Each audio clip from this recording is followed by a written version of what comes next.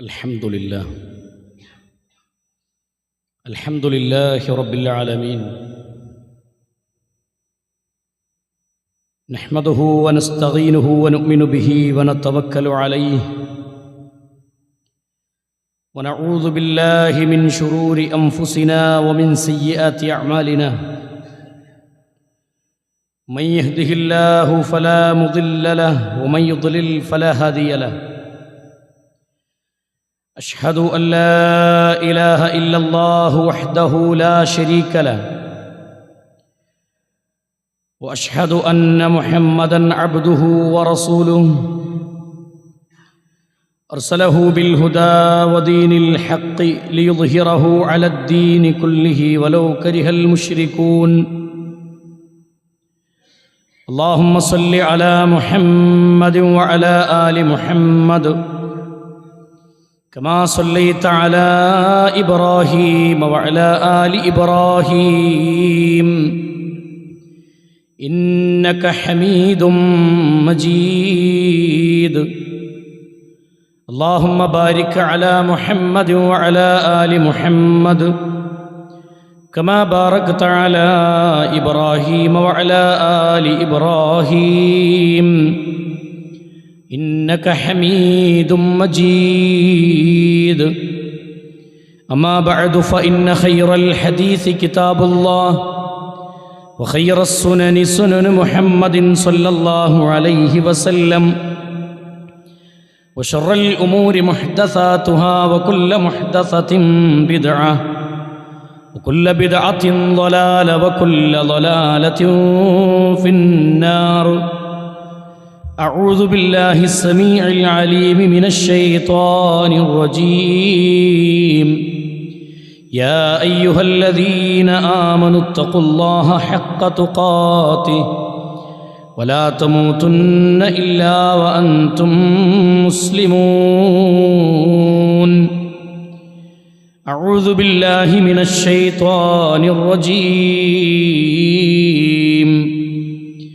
يا أيها الذين آمنوا كتب عليكم الصيام كما كتب على الذين من قبلكم لعلكم تتقون സ്നേഹ സമ്പന്നരായ സഹോദരന്മാരെ സഹോദരിമാരെ, സത്യവിശ്വാസികളെ സത്യവിശ്വാസിനികളെ, സൃഷ്ടിക്കുകയും പരിപാലിക്കുകയും ചെയ്യുന്ന ലോകരക്ഷിതാവായ അല്ലാഹു സുബ്ഹാനഹു വ തആലയുടെ നിയമനിർദ്ദേശങ്ങളും വിധിവിലക്കുകളും ജീവിതത്തിൻ്റെ എല്ലാ മേഖലകളിലും കാത്തു സൂക്ഷിച്ചുകൊണ്ട് ജീവിതത്തെ ചിട്ടപ്പെടുത്തണം എന്ന് സ്വന്തത്തെ മറക്കാതെ ഓരോരുത്തരോടും ഉണർത്തുകയാണ്, ഓർമ്മപ്പെടുത്തുകയാണ്. പരിശുദ്ധ റമദാൻ നമ്മളിലേക്ക് സമാഗതമാകുന്ന ഈ സന്ദർഭത്തിൽ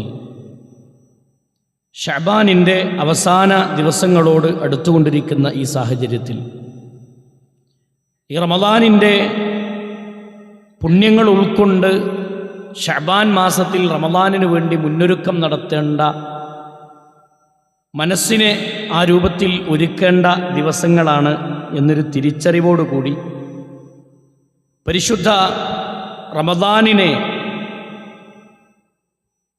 സ്വീകരിക്കുന്ന ആളുകളായി മാറാൻ, അതിനുവേണ്ടി ശഅബാനിനെ പരമാവധി ഉപയോഗപ്പെടുത്തുന്നവരായി മാറാൻ നാം ശ്രദ്ധിക്കുക. അല്ലാഹു അതിനുള്ള തൗഫീഖ് നമുക്ക് പ്രദാനം ചെയ്ത് അനുഗ്രഹിക്കുമാറാവട്ടെ. ശഅബാൻ മാസം കടന്നു വന്നാൽ സ്വഹാബത്ത് ഖുർആനിൻ്റെ പാരായണം വർദ്ധിപ്പിക്കുകയും നോമ്പധികരിപ്പിക്കുകയും പുണ്യകർമ്മങ്ങളെ ജീവിതത്തിലേറെ ശ്രദ്ധയോടെ വർദ്ധിപ്പിക്കുകയും ചെയ്യാറുണ്ടായിരുന്നു എന്ന് സ്വഹാബത്തിൻ്റെ ജീവിതത്തെ വിലയിരുത്തുന്നിടത്ത് നമുക്ക് കാണാൻ സാധിക്കും. അവിടെ തന്നെ പരിശുദ്ധ റമളാനിനു വേണ്ടിയുള്ള ഒരു ഒരുക്കം മാനസികമായി അമലുകൾ കൊണ്ട് അവർ ഒരുങ്ങുക എന്നുള്ളത് അവരുടെ ശീലമാണ്.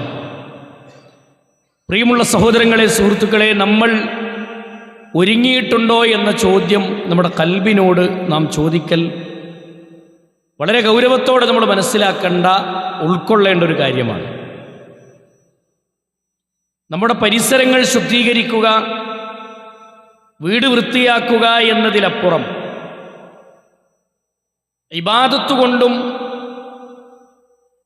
ഖൽബ് കൊണ്ടും നമ്മുടെ ജീവിതത്തിൽ ഈ മാസത്തിൽ നമ്മൾ റമദാനിന് വേണ്ടി ഒരു മുന്നൊരുക്കം നടത്തിയിട്ടുണ്ടോ എന്നുള്ളതാണ് ഈ സന്ദർഭത്തിൽ നമ്മുടെ മനസ്സിനോട് നമ്മൾ ചോദിക്കേണ്ട ചോദ്യം. അതാക്കും റമദാൻ, റമദാൻ നിങ്ങളിലേക്ക് സമാഗതമായിരിക്കുന്നു.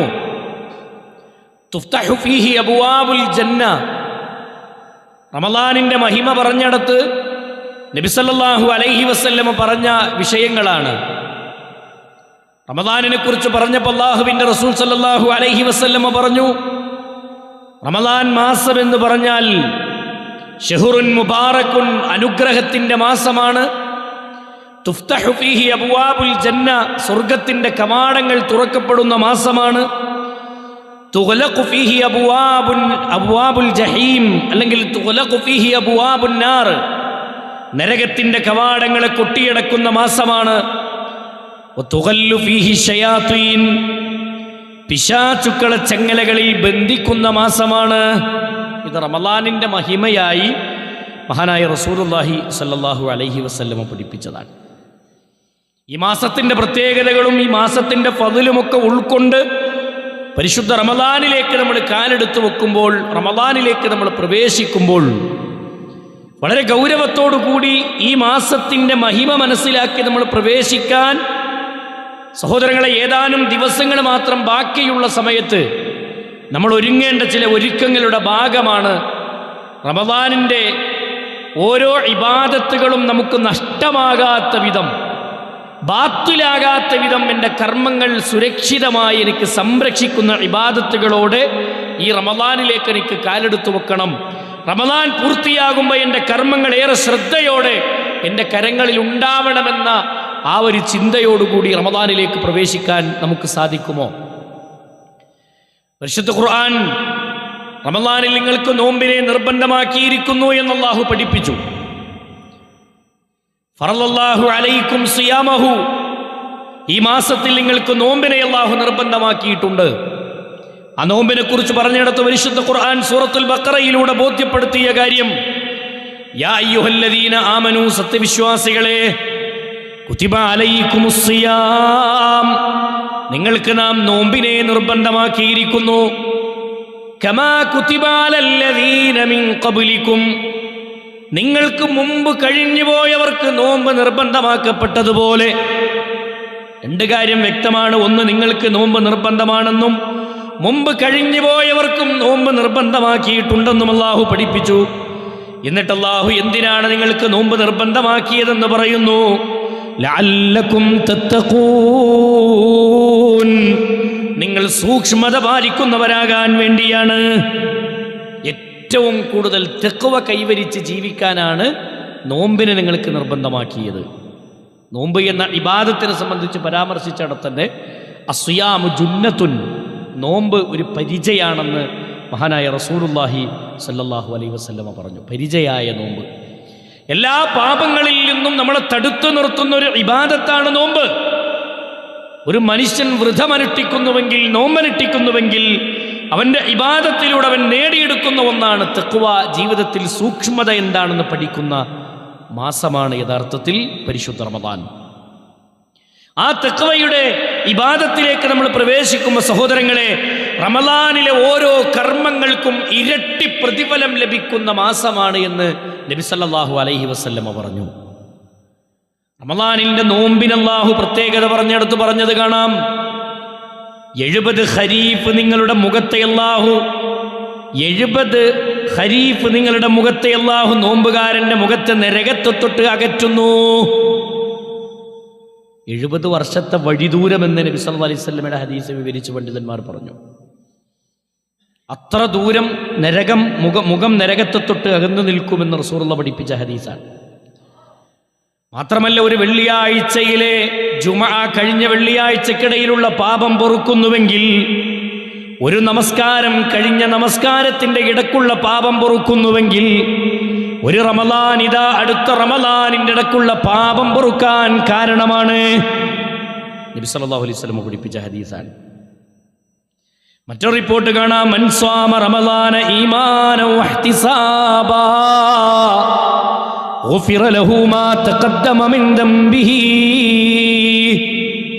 മൻ സ്വാമ, ആരെങ്കിലും നോമ്പനുഷ്ഠിച്ചാൽ, ഈമാനൻ വഹ്തിസാബാ, ഈമാനോടെയും ഇഹ്തിസാബോടെയും, വിശ്വാസം ഉറപ്പിച്ച് പുണ്യം പ്രതീക്ഷിച്ചുകൊണ്ട് നോമ്പിലേക്ക് ആരെങ്കിലും പ്രവേശിച്ചാൽ, ഗുഫിറ ലഹു മാ തഖദ്ദമ മിൻ ദംബിഹി, അവന്റെ കഴിഞ്ഞുപോയ പാപങ്ങളിലെ ചെറുപാപങ്ങൾ അല്ലാഹ് അതിലൂടെ പുറത്തു കൊടുക്കുന്നു.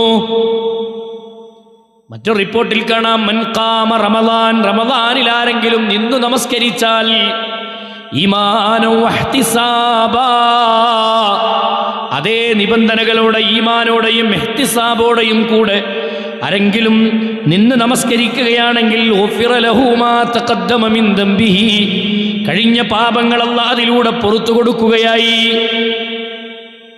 മറ്റൊരു റിപ്പോർട്ടിൽ കാണാം, റസൂലുള്ളാഹി സ്വല്ലല്ലാഹു അലൈഹി വസല്ലം പഠിപ്പിച്ചു, മൻ ഖാമ ലൈലത്തുൽ ഖദ്രി ഈമാനൻ വഹ്തിസാബാ, ആരെങ്കിലും ലൈലത്തുൽ ഖദ്റിന്റെ രാവുകളിൽ നിന്ന് നമസ്കരിച്ചാൽ, ഈമാനൻ വഹ്തിസാബാ, ഈമാനോടെയും ഇഹ്തിസാബോടെയും നിന്ന് നിസ്കരിക്കുകയാണെങ്കിൽ, ഗുഫിറ ലഹു മാ തഖദ്ദമ മിൻ ദംബിഹി,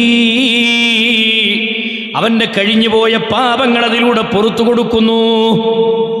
ലൈലത്തുൽ ഖദ്റിന്റെ രാവുള്ള മാസമാണെന്ന് റമളാനിനെ സംബന്ധിച്ച് റസൂലുള്ളാഹി വിശദീകരിച്ചത് കാണാം. ഷഹ്റുൻ, ഈ മാസത്തിലുണ്ട്, ഫീഹി ലൈലത്തുൻ, ഒരു രാത്രിയുണ്ട്, ഖൈറും മിൻ അൽഫി ഷഹ്ർ, 1000 മാസത്തിന്റെ പ്രതിഫലം ലഭിക്കുന്ന ഒരു രാത്രി ഈ മാസത്തിലുണ്ട്. അത് ലൈലത്തുൽ ഖദ്റിന്റെ രാത്രിയാണ്. ആ രാത്രി ഉൾക്കൊള്ളുന്ന മാസമാണ് റമളാൻ. ആ റമളാനിലേക്ക് നിങ്ങൾ കാലെടുത്തു വെക്കുമ്പോ, റമളാനിലേക്ക് നമ്മൾ പ്രവേശിക്കുമ്പോ, ഈ പറയപ്പെട്ട അമലുകളൊക്കെ സുരക്ഷിതമായി സ്വീകരിക്കപ്പെടുന്ന രൂപത്തിലുള്ള മനസ്സുമായി നമ്മൾ റമളാനിലേക്ക് പ്രവേശിക്കാൻ ഒരുങ്ങിയിട്ടുണ്ടോ? ഈ ഇബാദത്തുകളൊക്കെ ചെയ്ത് ഈ ഇബാദത്തുകളൊക്കെ നേടിയെടുക്കാൻ വേണ്ടിയിട്ടാണ് റമളാനിലേക്ക് പ്രവേശിക്കുന്നത്, അല്ലേ?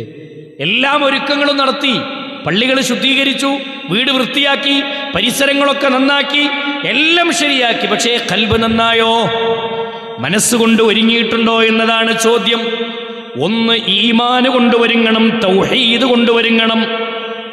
കാരണം ഈമാനില്ലാത്ത, വിശ്വാസം ക്ലിയറാവാത്ത അമലുകൾ അല്ലാഹു സ്വീകരിക്കുന്നതല്ല. അല്ലാഹ് സ്വീകരിക്കുന്ന ഇബാദത്തുകൾ എന്ന് പറഞ്ഞാൽ അവൻ്റെ ഹൃദയത്തിൽ തൗഹീദ് വേണം, അവൻ്റെ ഹൃദയത്തിൽ ഈമാൻ ഉണ്ടാവണം. മൻ അമില സ്വാലിഹൻ മിൻ ദക്കരിൻ ഔ ഉൻസാ ഫഹുവ മുഅ്മിൻ. പരിശുദ്ധ ഖുർആനിൻ്റെ ഈ വചനം എത്ര തവണ കേട്ടിട്ടുണ്ട്? ഈമാനോടുകൂടിയാവണം അമൽ ചെയ്യേണ്ടത്. സഹോദരങ്ങളെ, ആ ഈമാനിൽ ദുൽമ് കലർന്നാൽ, ശിർക്ക് കലർന്നാൽ അവൻ്റെ ഇബാദത്ത് ബാത്തിലാണ്. ഇബാദത്ത് ബാത്തിലാവും. ശിർക്കെന്ന ദുൽമ്, റബ്ബല്ലാത്ത ഒരാളെ, ഒരു വ്യക്തിയെ, ഒരു വസ്തുവിനെ, ഒരു ശക്തിയെ ഒരാളെ വിളിച്ച് പ്രാർത്ഥിച്ചാൽ, റബ്ബല്ലാത്തവർക്ക് നേർച്ച വഴിപാടുകൾ സമർപ്പിക്കുന്നവരാണെങ്കിൽ, അല്ലാഹുവല്ലാത്ത വ്യക്തികൾക്ക്, വസ്തുക്കൾക്ക്, ശക്തികൾക്ക് റബ്ബ് കാണും പോലെ, റബ്ബ് കേൾക്കും പോലെ, റബ്ബ് സഹായിക്കും പോലെ ലോകത്ത് വേറെ ഏതെങ്കിലും ഒരു വ്യക്തിക്ക്, ഒരു വസ്തുവിന് സഹായിക്കാൻ കഴിയുമെന്നൊരാൾ വിശ്വസിച്ചാൽ, അവൻ്റെ വിശ്വാസത്തിലും അവൻ്റെ കർമ്മങ്ങളിലും ശിർക്ക് കടന്നു വന്നു. അങ്ങനെ ശിർക്ക് വന്നാൽ, ഇന്നഹു മൻ യുശ്രികു ബില്ലാഹ്, ശിർക്ക് കടന്നു വന്നാൽ, ഫഖദ് ഹറമല്ലാഹു അലൈഹിൽ ജന്ന, അവന് സ്വർഗ്ഗം ഹറാമാണ്.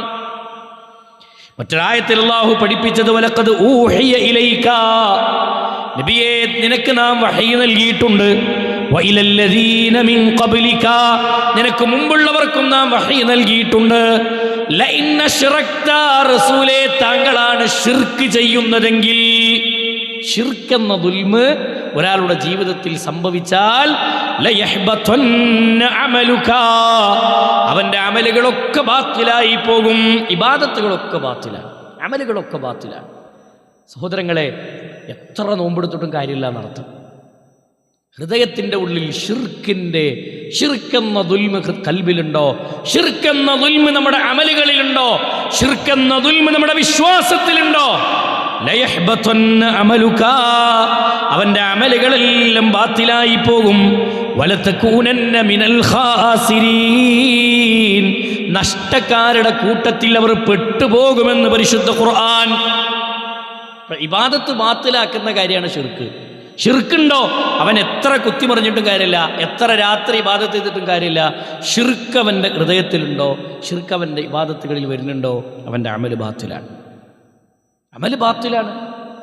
അതുകൊണ്ട് ഒന്നാമതായി വിശ്വാസരംഗം നന്നാക്കാതെ സഹോദരങ്ങളെ നമ്മുടെ റമദാനിലേക്ക് പ്രവേശിക്കേണ്ടതില്ല എന്നാണ്. പ്രവേശിച്ചിട്ട് കാര്യമില്ല. ഈ പുഴുക്കുത്തുള്ള വിശ്വാസവുമായി ഈ ദുൽമുമായി നമ്മൾ ഇബാദത്തിലേക്ക് പ്രവേശിക്കുമ്പോൾ, റമദാനിലേക്ക് പ്രവേശിക്കുമ്പോൾ, റമദാൻ എന്ന് പറഞ്ഞാൽ അത് പുണ്യങ്ങളുടെ പൂക്കാലമാണെന്നൊക്കെ പറയുന്നു നമ്മൾ, അല്ലേ?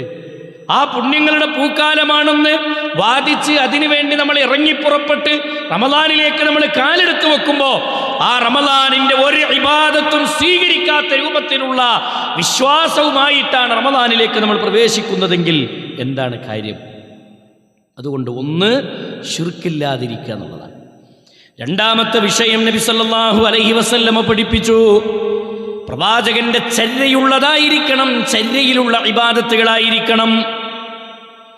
നബി സല്ലല്ലാഹു അലൈഹി വസല്ലമ പഠിപ്പിച്ചുള്ള നിസ്കാരത്തെക്കുറിച്ച് പറഞ്ഞപ്പോൾ റസൂലുള്ളാഹി പറഞ്ഞു, സല്ലൂ കമാ റഅയ്തുമൂനി ഉസല്ലി, നിസ്കാരം ഞാൻ എങ്ങനെ നിസ്കരിച്ചുവോ അതുപോലെ നിങ്ങൾ നിസ്കരിക്കണം.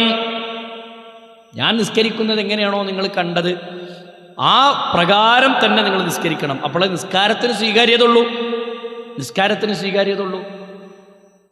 ഹജ്ജിനെ കുറിച്ച് പറഞ്ഞപ്പോൾ പറഞ്ഞു, ഖുദു അന്നീ മനാസികകും, എന്നിൽ നിന്നാണ് നിങ്ങൾ ഹജ്ജ് പഠിക്കേണ്ടത്, ഞാൻ ചെയ്ത പ്രകാരമാണെന്ന് നബി സല്ലല്ലാഹു അലൈഹി വസല്ലമ പഠിപ്പിച്ചു. റസൂൽ ചെയ്ത പോലെ ആവണം ഏതൊരു ഇബാദത്തും. റമദാനിലേക്ക് പ്രവേശിക്കുമ്പോൾ നോമ്പും അങ്ങനെയാവണം. റസൂൽ ചെയ്തതുപോലെ നബി സല്ലല്ലാഹു അലൈഹി വസല്ലമ പഠിപ്പിച്ചതുപോലെ ആവണം നമ്മുടെ ഇബാദത്തുകൾ. അതല്ലെങ്കിൽ അവൻ്റെ ഇബാദത്ത് വെറുതെയാണ്, അവൻ്റെ ഇബാദത്ത് വെറുതെയാണ്. പരിശുദ്ധ ഖുർആൻ പറഞ്ഞല്ലോ, അല്ലാഹുവിൻ്റെ റസൂല് വമാ ആതാകുമുർ റസൂലു ഫഖുദൂഹു വമാ നഹാകും അൻഹു ഫൻതഹൂ, റസൂൽ എന്തെന്ന് കൊണ്ടുവന്ന് തന്നോ അത് നിങ്ങൾ സ്വീകരിക്കുക. നബി സല്ലല്ലാഹു അലൈഹി വസല്ലമ എന്തെന്ന് കൊണ്ടുവന്ന് തന്നില്ലയോ അത് നിങ്ങൾ സ്വീകരിക്കാതിരിക്കുക എന്നുള്ളതാണ്, അത് ഒഴിവാക്കുക എന്നുള്ളതാണ്. എന്തെന്ന് നിങ്ങളെ പഠിപ്പിച്ചിട്ടില്ലേ, റസൂൽ പഠിപ്പിക്കാത്തൊരു ശൈലി നമ്മുടെ ഇബാദത്തുകൾക്ക് വന്നുകൂടാ, നമ്മുടെ പ്രവർത്തനങ്ങൾക്ക് വന്നുകൂടാ. റമദാനിലെ നോമ്പിലേക്ക് പ്രവേശിക്കുമ്പോൾ തന്നെ തുടക്കത്തിലെ നിയ്യത്തിൽ തന്നെ ഇത്തിബാ ഇല്ലാത്ത അമലായി മാറുന്നുണ്ട് പല ആളുകൾക്കും. റസൂലുള്ളാഹി പഠിപ്പിക്കാത്തൊരു ശൈലിയിൽ നിയ്യത്ത് എന്ന് പറഞ്ഞ മനസ്സ് കരുതലാണ്, കരുതുന്ന ഇതിൽ നിന്ന് വിട്ട് ചൊല്ലിപ്പറയുന്ന ശൈലി. അതും പല പള്ളികളിലൊക്കെ തറാവീഹ് നിസ്കാരം കഴിഞ്ഞ് ഉസ്താദ് ചൊല്ലിക്കൊടുക്കുന്നു, മറ്റുള്ളവർ ഏറ്റുചൊല്ലുന്ന ശൈലി. ഇതെവിടെ റസൂൽ പഠിപ്പിച്ച് സല്ലല്ലാഹു അലൈഹി വസല്ലം? റസൂലുള്ളാഹി സ്വല്ലല്ലാഹു അലൈഹി വസല്ലം നിയ്യത്തിനെ കുറിച്ച് പറഞ്ഞത് മനസ്സിലെടുക്കുന്ന തീരുമാനത്തിനാണ് നിയ്യത്ത് എന്ന് പറയാം, അല്ലാതെ ചൊല്ലിപ്പറയുന്ന ശൈലി റസൂലുള്ളാഹി സ്വല്ലല്ലാഹു അലൈഹി വസല്ലം പഠിപ്പിച്ചിട്ടില്ല. ഇനി നമ്മളെന്താ ചെയ്യുക? എന്താ പണ്ട് ചൊല്ലിയാൽ നല്ലതല്ലേതാ? നല്ലത് എന്നൊരു കാര്യം ഇസ്ലാമിൽ ഉണ്ടെങ്കിൽ അത് നല്ലതാണെങ്കിൽ റസൂലുള്ളാഹി പഠിപ്പിച്ചിരിക്കണം, സ്വഹാബത്ത് കൈമാറി തന്നിരിക്കണം. കാരണം അല്ലാഹുവിൻ്റെ റസൂൽ വമാ യൻതിഖു അനിൽ ഹവാ ഇൻ ഹുവ ഇല്ലാ വഹയ്യുൻ യൂഹാ, റസൂലുള്ളാഹി വഹയിന്റെ അടിസ്ഥാനത്തിലല്ലാതെ സംസാരിക്കാറില്ല. അതുകൊണ്ട് റസൂൽ എങ്ങനെയാണോ ചെയ്തത് അതേപോലെ ചെയ്യാം. റസൂൽ വഹയാണ് കാണിച്ചു തന്നത്, ആ വഹി എന്താണോ അതായിരിക്കണം നമ്മുടെ അമലുകൾ. അല്ലാതെ നമ്മുടെ കൽബിന് എന്താ തോന്നിയത് അതൊക്കെ ഇബാദത്തായി മാറുന്നുവെങ്കിൽ അള്ളാഹിൻ്റെ കോടതിയിൽ അതിനെന്തിട്ടില്ല, പ്രതിഫലം നേടാൻ സാധ്യമല്ല. മൂന്നാമത്തെ കാര്യം സഹോദരങ്ങളെ, നബി കരീം സല്ലല്ലാഹു അലൈഹി വസല്ലമ പറഞ്ഞു, കുടുംബ ബന്ധങ്ങൾക്കിടയിൽ വിള്ളലുകൾ ഉണ്ടാക്കുന്നവന്റെ കർമ്മങ്ങൾ അല്ലാഹു സ്വീകരിക്കുന്നതല്ല. വിനയമുള്ളവരാകാൻ, കൽബ് എല്ലാ നിലക്കും ഒരുങ്ങിയെന്ന് നമ്മൾ പറയുന്നത് കളവാണ്. റമദാനിന് വേണ്ടി നമ്മൾ എല്ലാ നിലക്കും ഒരുങ്ങി എന്ന് പറയുന്നത് കളവാ. കുടുംബത്തിൽ തെറ്റി നിൽക്കുന്ന എത്ര ആൾക്കാരുണ്ട്? സ്വന്തം വാപ്പാനോട് തെറ്റിയിട്ട് എത്ര വർഷമായി, എത്ര റമദാനുകൾ പിന്നിട്ട് പോയി. എന്നിട്ട് എന്താ മാറാത്തത്, എന്താ നന്നാവാത്തത്? കുടുംബങ്ങളിൽ സഹോദരങ്ങളെ ഏതെങ്കിലും ഒരു ജില്ലകളിലുള്ളവരോട് അല്ലെങ്കിൽ ഏതെങ്കിലും ഒരു മേഖലയിലുള്ള നമ്മുടെ കുടുംബത്തിലെ എളാപ്പയോ മൂത്താപ്പയോ അമ്മാവനോ ആരാവട്ടെ, കുടുംബ ബന്ധങ്ങൾക്കിടയിൽ ആരെങ്കിലുമായി ബന്ധങ്ങൾ വിച്ഛേദിച്ച് കിടക്കുന്നവരുണ്ടെങ്കിൽ അവരെക്കുറിച്ച് പറഞ്ഞ ഹദീസാണ്. നബി കരീം സല്ലല്ലാഹു അലൈഹി വസല്ലമ പഠിപ്പിച്ചു തന്ന ഹദീസ് നമുക്ക് കാണാം. അള്ളാഹുവിന്റെ റസൂൽ സല്ലല്ലാഹു അലൈഹി വസല്ലമ പറയുകയാണ്, മഹാനായ അബൂ ഹുറൈറ റളിയല്ലാഹു അൻഹുവിൽ നിന്ന് നിവേദനം ചെയ്യുന്ന ഹദീസിൽ കാണാം, ഇന്ന അഅമാല ബനി ആദം, അതേ ആദമിന്റെ സന്തതികൾ മനുഷ്യരുടെ കർമ്മങ്ങളെക്കുറിച്ച് പറയാണ്. എല്ലാ വ്യാഴാഴ്ച ദിവസങ്ങളിലും അല്ലാഹു സുബ്ഹാനഹു വ തആലയുടെ അടുക്കലേക്ക് കൊണ്ടുപോകും. വ്യാഴാഴ്ച രാവുകളിൽ, വെള്ളിയാഴ്ച രാവുകളിൽ, വ്യാഴാഴ്ച വൈകുന്നേരങ്ങളിൽ നബി സല്ലല്ലാഹു അലൈഹി വസല്ലമ പഠിപ്പിക്കുമ്പോൾ എന്നിട്ട് റസൂലുള്ളാഹി പറഞ്ഞു, ഒരുത്തന്റെ അമൽ അല്ലാഹു സ്വീകരിക്കുകയില്ല. ഫലാ യുഖ്ബലു അമലു ഖാതിഉ റഹിം, കുടുംബബന്ധം മുറിച്ചവന്റെ അമൽ അല്ലാഹു സ്വീകരിക്കുന്നതല്ല.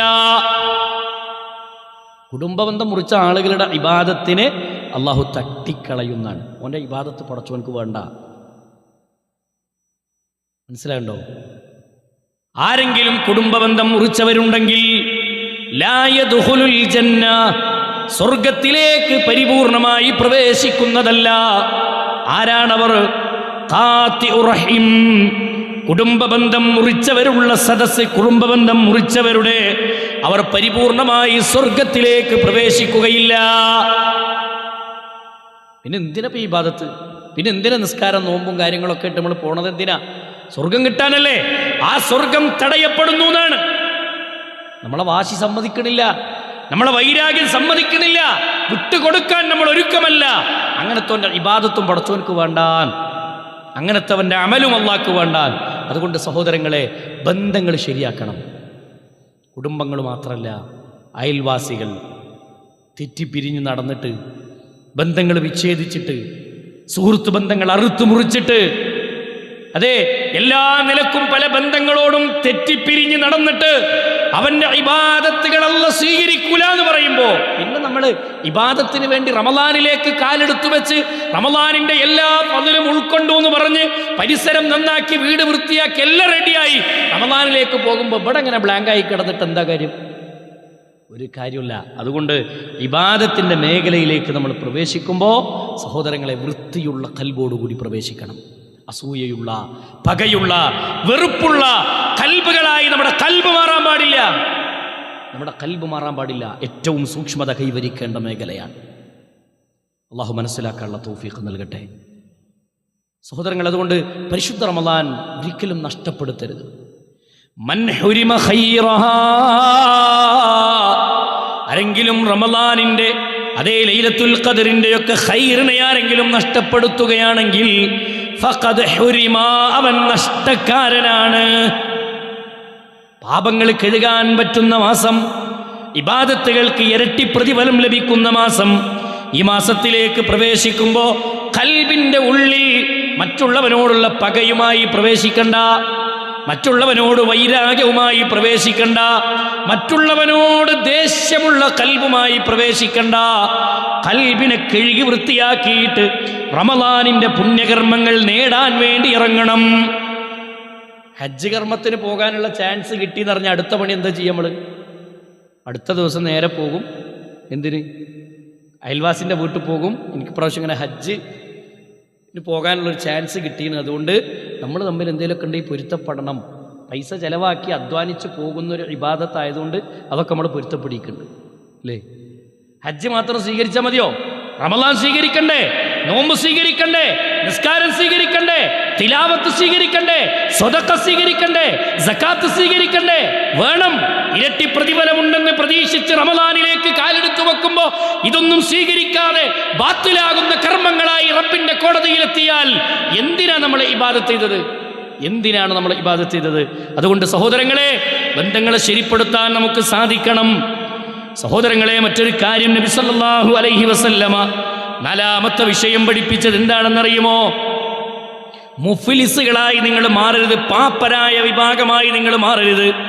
സ്വഹാബത്തിനോട് റസൂലുള്ളാഹി ചോദിച്ചു, തദറൂന, നിങ്ങൾക്കറിയുമോ സ്വഹാബികളെ, മനിൽ മുഫ്ലിസ്, ആരാണ് മുഫ്ലിസ് എന്ന് നിങ്ങൾക്കറിയുമോ?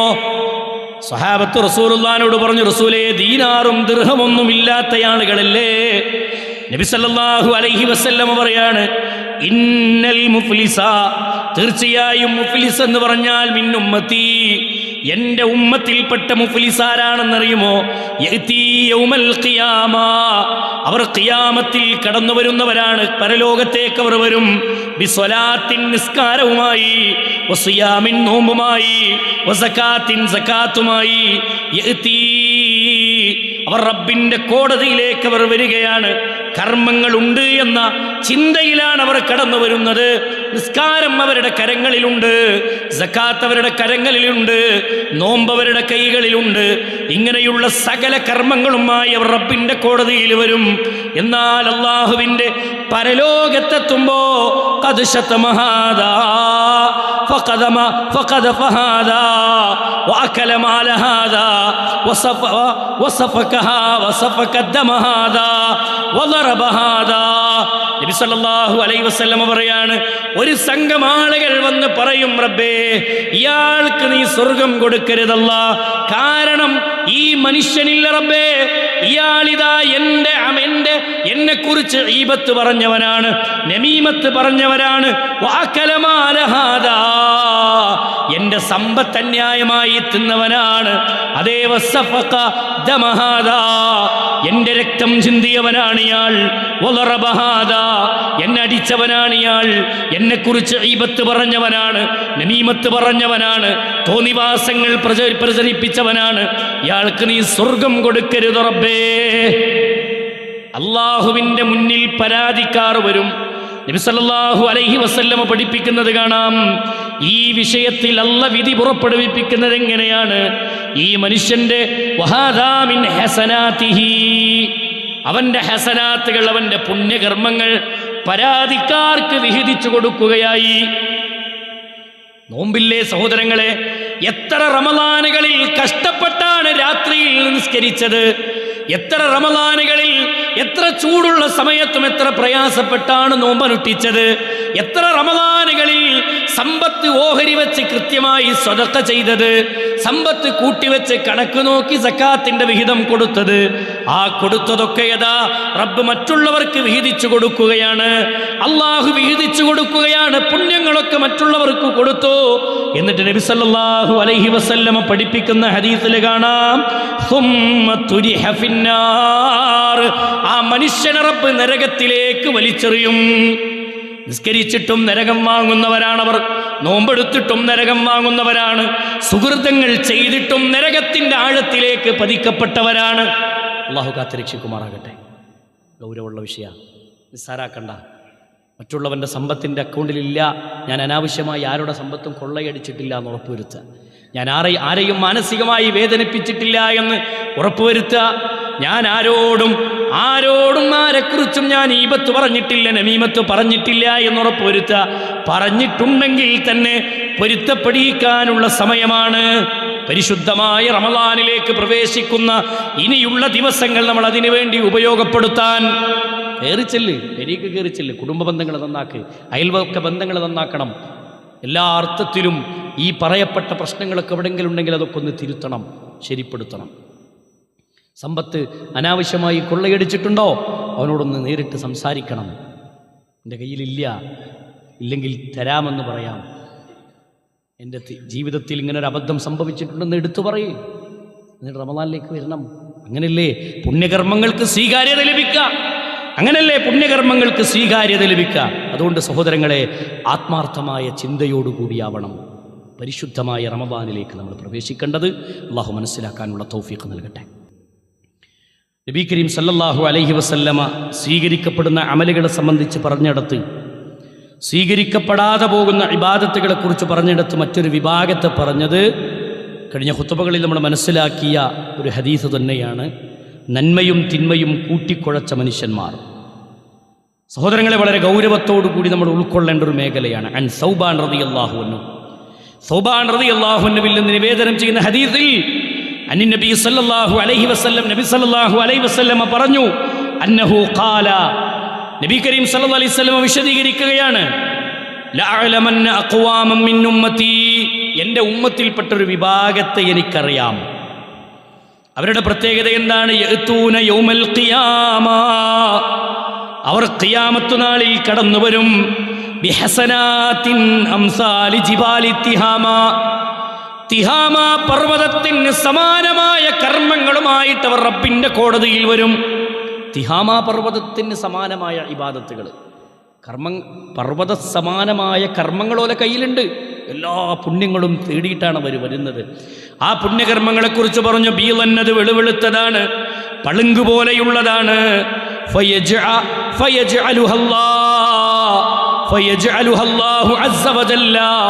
പരലോകത്തവന്റെ കർമ്മങ്ങൾ കൊണ്ടുവരുമ്പോ അള്ളാഹുവന്റെ കർമ്മങ്ങളെ ചുരുട്ടിപ്പിടിക്കും. അല്ല ചേർത്തവന്റെ കർമ്മങ്ങളെ ആക്കി തീർക്കുന്നതാണ്. ഹബാഅം മൻസൂറാ, തൂളികളാക്കി ഊതിപ്പറപ്പിക്കുന്ന തൂളികളാക്കി റബ്ബ് മാറ്റും. ഊതിപ്പറപ്പിച്ച തൂളികളാക്കി പടച്ചോനവന്റെ അമലുകളെ മാറ്റും. ഖാല സൗബാൻ റളിയല്ലാഹു അൻഹു റസൂലുള്ളാഹിനോട് ചോദിച്ചു, യാ റസൂലല്ലാഹ്, അല്ലാഹുവിന്റെ റസൂലേ, സിഫ്ഹും ലനാ ജല്ലിഹിം ലനാ അൻ ലാ നകൂന മിൻഹും വനഹ്നു ലാ നഅലം. റസൂലേ, ആരാണെന്ന് ഞങ്ങൾക്കറിയില്ല നബിയേ. ആരുടെ കർമ്മങ്ങളാണ് പറപ്പിച്ച് കളയുന്ന തൂളികളെപ്പോലെ റബ്ബ് മാറ്റുക എന്ന് ഞങ്ങൾക്കറിയില്ല.